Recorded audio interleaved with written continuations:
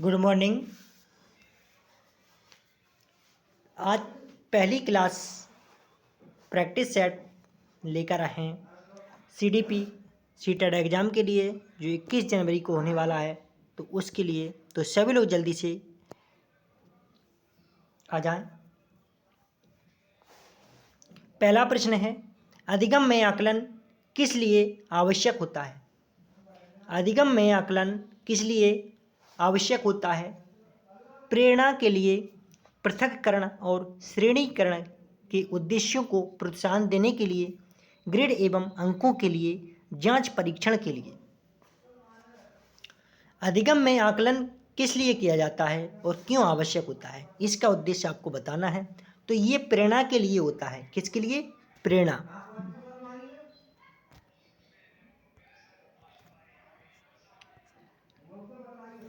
अगला प्रश्न है, एक शिक्षक गणित के संप्रत्ययों को सिखाते हुए खोजपरक उपागम का उपयोग करती है, विद्यार्थियों की व्यावहारिक क्षमताओं का उपयोग करती है और उन्हें चर्चा में शामिल करती है। वह इस युक्ति का प्रयोग किस लिए करती है? एक निश्चित प्रकार की सोच व तार्किकता विकसित करने के लिए, गणित शिक्षण के संकीर्ण उद्देश्य की प्राप्ति के लिए, या फिर गणित शिक्षण के उच्चतम उद्देश्य की प्राप्ति के लिए, विद्यार्थियों में व्यावहारिक क्षमताओं के विकास के लिए।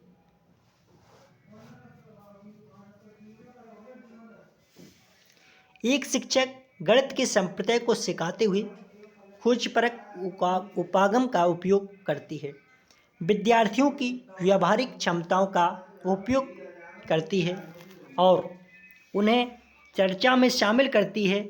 वह इस युक्ति का प्रयोग कर रही है कि एक निश्चित प्रकार की सोच व तार्किकता विकसित करने के लिए।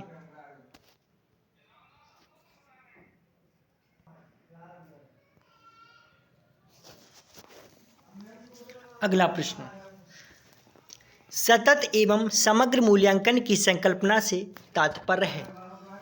सतत एवं समग्र मूल्यांकन की संकल्पना से तात्पर्य है कि एक अधिगमकर्ता की विद्यालय उपलब्धि,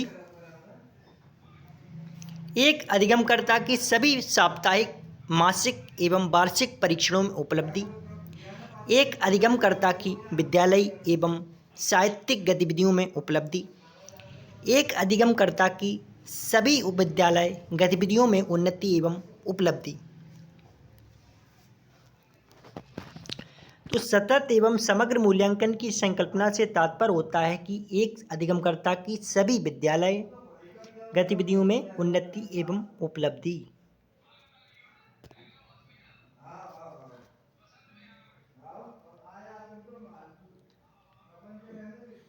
अगला प्रश्न है, विद्यार्थियों के कार्य की गुणवत्ता की बिना समालोचनात्मक जांच के उच्च श्रेणी देने की अध्यापकों की प्रवृत्ति से क्या होता है?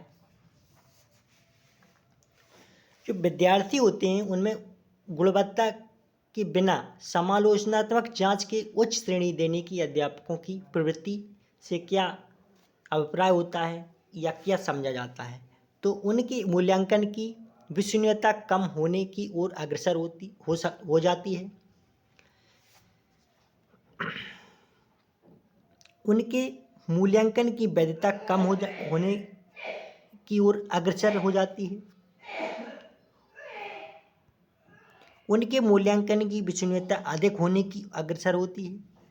उनके मूल्यांकन की वैधता अधिक होने की ओर अग्रसर हो जाती है। तो विद्यार्थियों के कार्य की गुणवत्ता के बिना समालोचनात्मक जांच के उच्च श्रेणी देने की अध्यापकों की प्रवृत्ति से उनके मूल्यांकन की वैधता कम होने की ओर अग्रसर हो जाती है।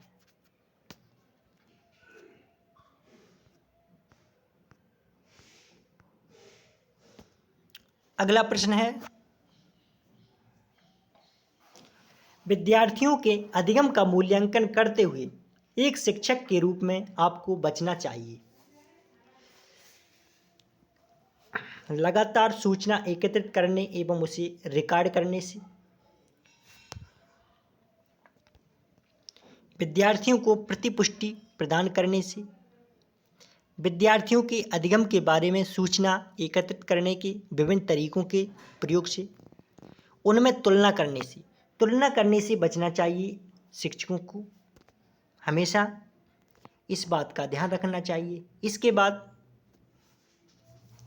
क्षीणता, अपंगता एवं अक्षमता के मध्य अंतर के संदर्भ में हम निश्चित रूप से कह सकते हैं कि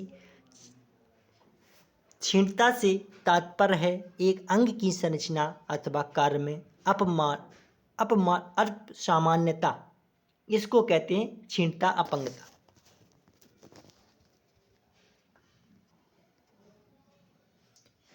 दैनिक जीवन की गतिविधियों में विकलांगता या गतिविधियों पर प्रतिबंध। अगला प्रश्न है, गतिविधि आधारित पाठचर्या में क्या करना चाहिए? गतिविधि आधारित पाठचर्या में शैक्षिक अधिकारियों द्वारा गतिविधियों की सूची का मानकीकरण करना होता है। सत्र प्रारंभ होने से पूर्व गतिविधियां पहले से निर्धारित कर ली जाती हैं। पूरा पाठ्यक्रम गतिविधियों में रूपांतरित कर दिया जाता है। शिक्षक की भूमिका न्यूनतम होती है। तो गतिविधि आधारित पाठचर्या में पूरा पाठ्यक्रम गतिविधियों में रूपांतरित कर दिया जाता है।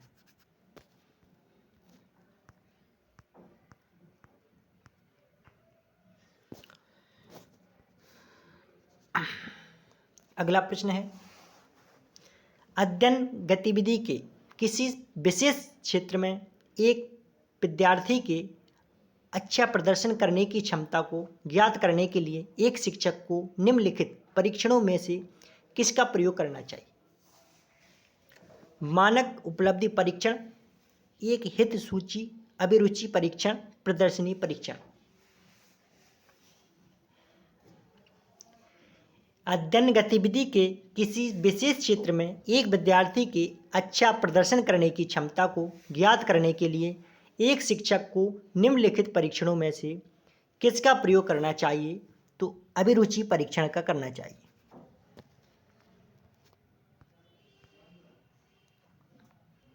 अगला प्रश्न है, एक पाठ की योजना बनाते हुए एक शिक्षक शिक्षिका को नहीं चाहिए कि वह एक संदर्भ पुस्तक से परामर्श ले, उसे अधिगमकर्ताओं का प्रदर्शन स्तर ज्ञात हो, वह अपने शिक्षण के अनुमानित परिमाणों के बारे में चिंता करे, उसे अधिगमकर्ताओं के गृह पृष्ठभूमि का पता हो। तो एक पाठ की योजना बनाते हुए एक शिक्षक को क्या नहीं करना चाहिए? तो वह अपने शिक्षण के अनुमानित परिणामों के बारे में चिंता करे। चिंता करना ये नेगेटिविटी दर्शाता है। अगला प्रश्न है, आईईपी व्यक्तिगत शैक्षिक योजना तैयार करते हुए निम्नलिखित में से किसे आधार नहीं मानना चाहिए? अधिगमकर्ताओं की वर्तमान क्षमताएं, प्राप्त किए जाने वाले व्यक्तिगत लक्ष्य, लक्ष्यों की प्राप्ति हेतु समय सीमा, अभिभावकों की सलाह के बिना आईईपी तैयार करना ये नहीं मानना चाहिए।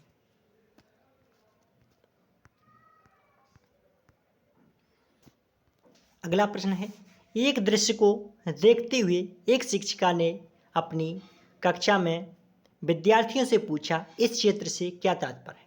यह कार्य ब्लूम वर्गीकरण में संज्ञानात्मक क्षेत्र के निम्नलिखित में से किस श्रेणी से संबंध रखता है?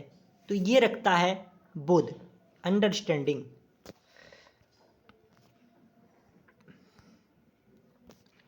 अगला प्रश्न है, आकलन के निम्नलिखित उपकरणों में से कौन मात्रात्मक डाटा उत्पन्न करता है?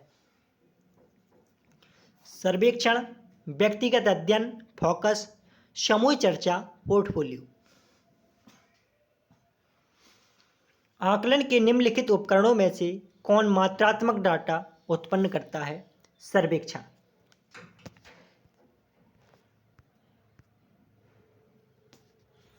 अगला प्रश्न है, निम्नलिखित में से किस प्रकार के परीक्षण में विद्यार्थियों में विभेदीकरण को उच्चतम सीमा तक बढ़ाने हेतु परीक्षण मदों का निर्माण किया जाता है? निम्नलिखित में से किस प्रकार के परीक्षण में विद्यार्थियों में विभेदीकरण को उच्चतम सीमा तक बढ़ाने हेतु परीक्षण मदों का निर्माण किया जाता है? मानक संदर्भित।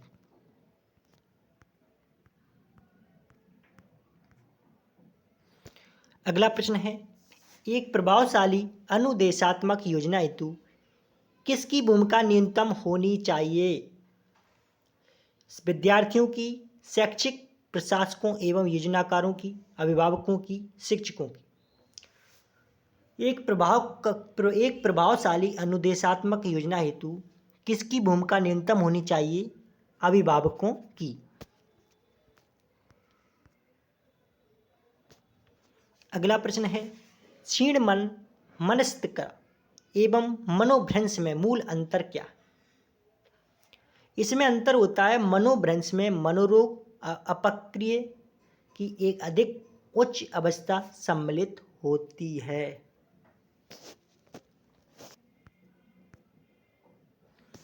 अगला प्रश्न है, पाठचर्या के संदर्भ में निम्नलिखित कथनों में से कौन सा सही है?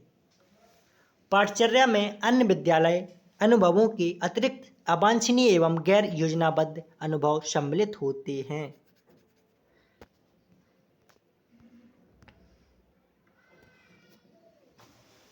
अगला प्रश्न, मुकेश का ध्यान सरलता से भंग हो जाता है और वह शिक्षण के दौरान मटर गश्ती करता रहता है। वह धारा प्रवाह नहीं पढ़ सकता और अक्षरों एवं शब्दों को अक्षर उल्टा कर लेता है। साथ ही उसे श्यामपट्ट से शब्दों को कॉपी करने में कठिनाई का सामना करना पड़ता है। संभव मुकेश क्या है? यह डिसलेक्सिया हो सकता है।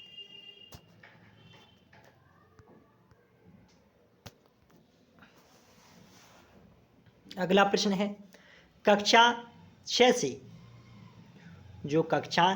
से 8वीं तक के लिए RTE अधिनियम 2009 द्वारा कितने न्यूनतम कार्य दिवस किए गए हैं? तो ये किए गए हैं 220। अगला प्रश्न है, निम्न में से कौन एक संज्ञानवादी विचारक नहीं है?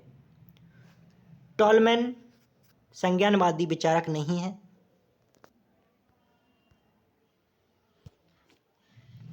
अगला प्रश्न है, निम्नलिखित में से कौन सी विशेषता अपसारी चिंतन के लिए सत्य नहीं है?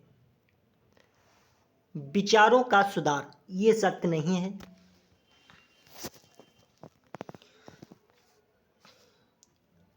मैं समझता हूं कि आप सभी लोगों को अच्छे से इसमें जितने भी विद्यार्थी जुड़े थे उन सभी को अच्छे से इसमें समझ में आ गया होगा। तो सभी लोगों से एक रिक्वेस्ट है कि सीटेट एग्ज़ाम आपके नज़दीक है, तो अच्छे से जिन लोगों ने अभी प्रिपरेशन नहीं किया है तो हमारा जो पुरानी वीडियो डली हुई हैं उनको देख लेना, आपका सीटेट क्लियर हो जाएगा। तो अनुष्का एकेडमी ग्वालियर परिवार की ओर से सभी लोगों को शुक्रिया, धन्यवाद।